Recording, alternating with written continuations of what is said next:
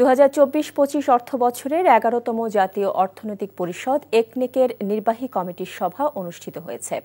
রাজধানীর শেরেবাংলা নগরের এনইসি সম্মেলন কক্ষে প্রধান উপদেষ্টা অধ্যাপক ড. মোহাম্মদ ইউনূসের সভাপতিত্বে এ সভা অনুষ্ঠিত হয়। সভায় উপদেষ্টা পরিষদের সদস্যরা উপস্থিত ছিলেন। নতুন ও সংশোধিত মিলিয়ে সভায় 11,851 কোটি টাকার 9টি প্রকল্প অনুমোদন দেওয়া হয়েছে।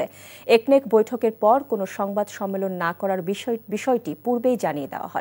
তবে বিভিন্ন সূত্র থেকে জানা গেছে, জাতীয় অর্থনৈতিক পরিষদের নির্বাহী কমিটির সভা শেষে সমসাময়িক বিষয়ে আলোচনা করতে উপদেষ্টা পরিষদের সঙ্গে বৈঠক করেছেন প্রধান উপদেষ্টা অধ্যাপক মোহাম্মদ ইউনূস। এই ঈদে জামা জুতো অ্যাক্সেসরিজের ডিসকাউন্ট